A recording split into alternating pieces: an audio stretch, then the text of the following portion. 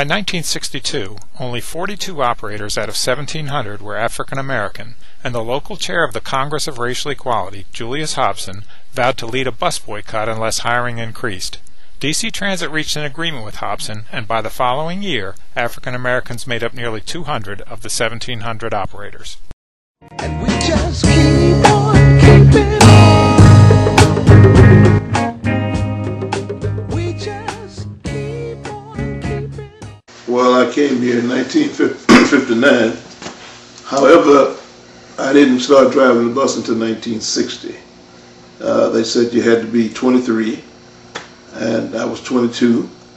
But then after I finished my probationary period, which I think was 90 days then, I found out some of my friends came here 21, but they were Caucasians. So I hollered for those few months seniority I had. And the union was very instrumental in getting my seniority back for me.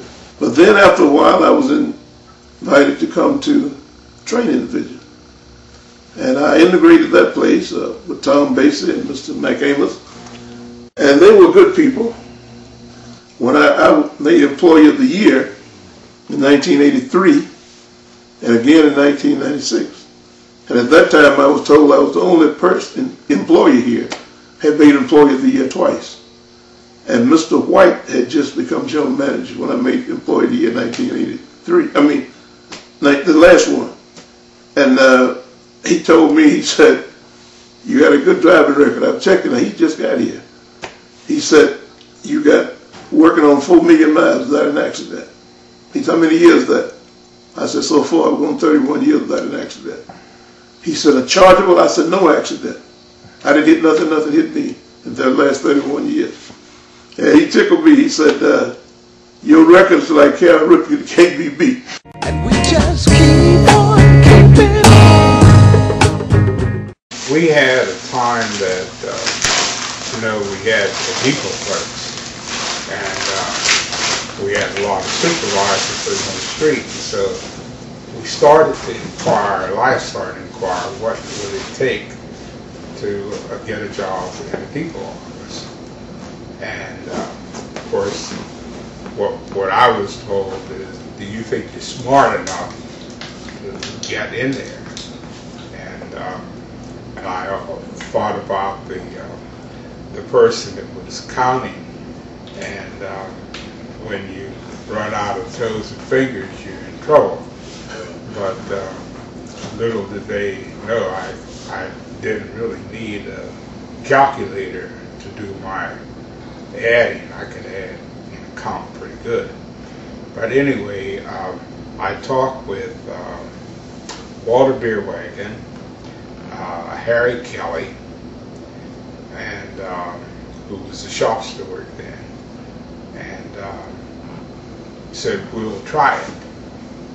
And of course we did. It met with resistance, and it took about 15 months for it to occur. And finally we got in there. It says total integration. It was like, what I think was taking place, it was like you were always on trial to see if you were going to make it, if you were going to fall on your face. And that was the thing that stayed probably paramount in your mind while you were going through the process. And we just keep on keeping on. We just keep on keeping on. I wanted to go to the transit company. So I went to the employment office, and the receptionist, when I told her I was there to apply for a job as a bus operator, she said, "Oh, we're not hiring women here." So I left. And then I went to the WMNA company in Maryland. They told me the same thing. We're not hiring any more women. They had women, but they said they weren't hiring any more. So I filed a complaint against both with the EEO. And that's how, it took a year, but they finally called me. And we just keep on keeping on. Well, one of the things that I wanted to do was to make sure I knew what I was doing. I didn't want the job. I didn't want nobody to put me in the job because I was black.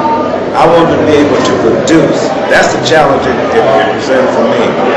And the first thing that I did was, as being the Secretary Treasurer, I think I went to, I forget the name of the school now on F Street. But anyway, I learned how to work a calculator, and I got to the point where I could do that. I got to the point where I could do grievances. I got to the point where I could do it all. I got to the point where I could run the union meeting and all those kind of things. So I just wanted to be good at what I was supposed to do. And we just keep on keeping on. Ooh, somewhere over the rainbow, way up high,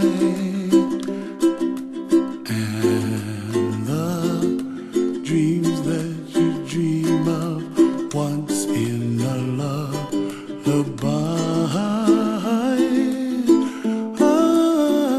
Oh, somewhere over the rainbow, bluebirds fly,